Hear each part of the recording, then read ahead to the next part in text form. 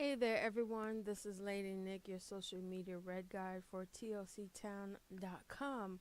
I finally have my first sewing project and all of the tidbits selected for presentation. A lot of times when planners are presented, they're usually done, nice and pretty. This is one of those sessions. So I got tired of trying to figure out which planner pages to present and which ones to cover up. This one is going to be my B6 Slim that I picked up from Paper Penguin Co. and it's on the Tomoe River paper. So I tested out the gel pens and they kind of shadow a little bit too much, so I'm going to be switching out. But in the meantime, you see, I'm trying to figure out which page to show you already.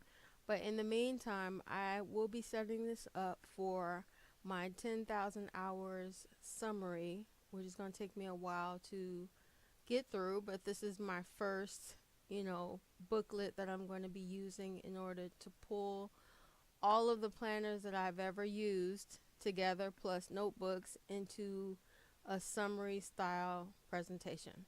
So, since you know that Paper Penguin Co. staples her inserts, I decided to go ahead and washi the middle with some of my favorite washi tape. Now this fabric washi I found at Michael's on clearance, so I decided to use it sparingly, even though I went ahead and wrapped a laminated card with a lot of washi that I'm going to use for the spring season, made good for quick access. I didn't think any of these patterns went with what I wanted to do with the middle of my insert. So I don't have that much left of that washi. That's why I'm not using it, on every planner insert that I have, just the ones that are special and garden related, thoughts and perspective and more designer insight that I'm going to be working on for the summer season. So I use some regular scotch tape in order to keep it held down, because you see the wax type of backing that it has, it tends to unravel when you just leave it, right after cutting it off. So I take a little portion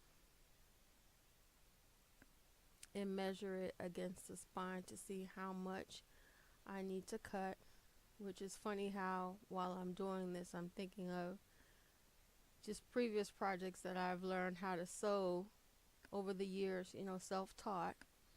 But it's like, how do you say, I'm trying to find the right words, like I'm sewing on paper, like designing with a planner, but it's actually fabric. So it's kind of a fun project for me because I remember some of the things that I learned.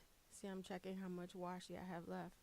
I'm remembering some of the things that I've learned, and once you stop sewing, if you've ever learned how to sew before, you have to get your mindset back on what you need to remember in order to make the project come out, in an excellent presentation. So that's why I said, let me go ahead and do a separate insert so that each page, no matter which page I flip to, then it's okay to post it on YouTube. Okay, trying to get the tape centered there. And even though I went over just a hair, instead of trying to cut it off, I decided to go ahead and tuck it behind. Because it's not sewn together, you'll have that gap at the top and the bottom. See how it's peeking out? I messed up a lot of paper earlier this morning trying to cut washi tape, so I decided not to destroy my favorite type of paper now. So I tucked it right behind.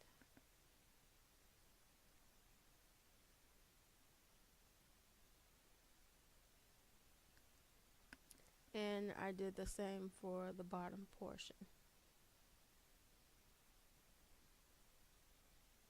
Let me know if you like the quality of this voiceover. I'll go ahead and link down below if I can find it on Amazon Smile, so that way you can pick up.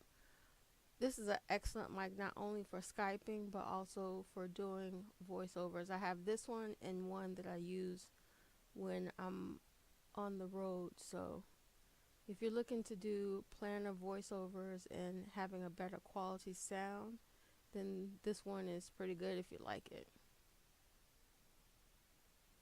Okay, and moving on. Then I picked up another B6 Slim that I saw another planner recommend. And after that, I realized not all B6, like the covers, they don't measure the same. You know, I heard someone mention that it's because of the thinness, but I really think it's not only that, but it's the height as well. So this is my second one that I picked up. I'll go ahead and link the Amazon Smile connection below, so then if you want to pick up one for yourself. I found that the grid pattern is super small, and if you've heard previous planner posts from me, you know that I have chunky handwriting. When I saw that it has a threaded, it's threaded in the insert, I was like, well, I guess I can give it a try. This is even smaller than DIY fish, so to say the least, I was just like, oh no. I like the small box that it has at the bottom where I can put my page number. And I'm going to try and use my Evernote account to post some of my entries. That way, if you're interested in receiving some of the insight that I write about, then you can go ahead and let me know in the comment section below, and I can share the link with you.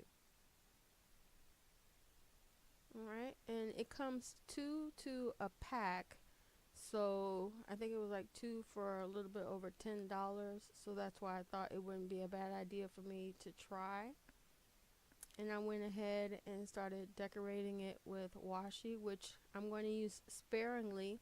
I know I can't use my stamps on here because the paper, even though they claim it doesn't shadow, but I think it does shadow, even using the gel pen there. If you can see, I try and hold it up to the camera later, I think, but the washing makes a great way to weight the paper down. So I think it's on this page that I accidentally not only cut too much off, but I was glad I went ahead and put a blotter page in there. I don't know if you can see the spots, but the gel pens definitely will leak through if you just write and then close or flip the page. So I started numbering on page 5. And I think I left enough room in the front as an index, because learning from using my Evernote business planner, or journal as it's called, you need a little bit more room for your index to make sure you can fit not only your title but the page on the same line. Okay, so let me put my blotter pages down. This one's for the index, and then I did one for the current page that I'm on. And the great thing about the bullet journal system is that I don't have to journal every day, so if I decide to skip a week, or a couple weeks, then it's really okay. I'm not pressured to enter anything on any certain kind of day or time. I'm just measuring it, looking it over. I think I'm going to keep it at 3. I might add a couple more for my final. Now this is just for general reference. This is not even going into detail about the work that I've done and I've so enjoyed over the seasons. So in fact, the next one I'm going to be probably decorating my cover by showing you some stamping techniques that I use in order to embellish. Okay, next up is the cover that I'm going to be using to sew. I was going to use this as a pocket for my Kindle, but decided not to. And this is the moment where I'm so glad I waited and decided to go ahead and reuse this for this project, because cut once, measure twice, and cut once is definitely something that I'm glad I decided to go ahead and wait before I purposed what I was going to use it for.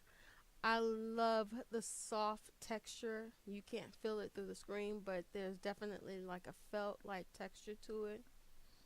And I measure it up to make sure I can leave at least a quarter of an inch seam allowance on top, bottom, and side, which I can.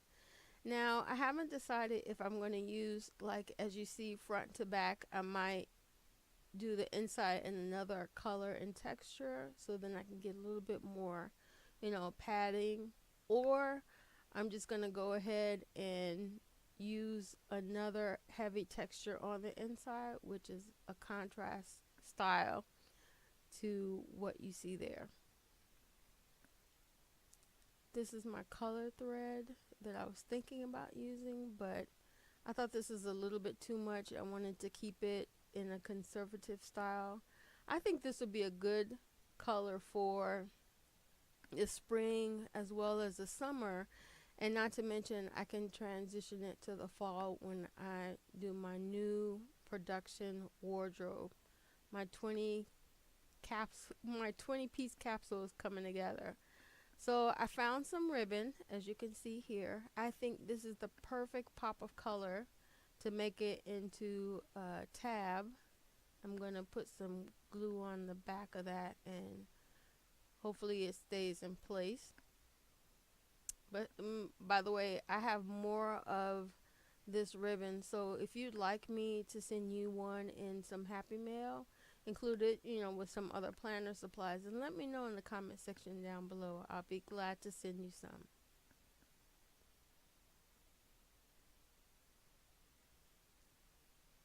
You see how the colors are like clashing, but they work, so, and mind you, this is your planner. You can decorate it the way you want it, you can design it the way you want it, and so I'm really administrative, more than artsy, I'd like to admit. So I think this is the perfect pop of color even when I'm going into a corporate business meeting. I can always take that portion off, and then when the meeting is over, I can put it back. Or just leave it there as an element of surprise. Those are the tabs that I might be incorporating. And as you can see, I have the clear thread. I think I picked that up from Walmart, so I can try and find an online link for you. And last but not least is my pen choice for the spring and summer. I'm going to try to stick with a limited amount so that I'm not looking here or there. The copper purse slash planner, I showed you earlier. I'm going to use that to hold my pens that I'm going to use, so when I'm out and about, I just have it with me. That's my Uniball Signal, which I showed you. That's the one that sort of kind of, it pulls when you hold it in one place too long. So that's why I said I might switch out to a ballpoint pen. But most definitely, I will be bringing a pencil with me. I think I featured it in a haul last summer. So this summer, I'm not going to be doing a no spin, but like a low spin, if you want to put it that way. If you want to follow me, let me know in the comment section down below. I'll be sure to update you when the next section is ready. And as always, feel free to comment, like, and subscribe.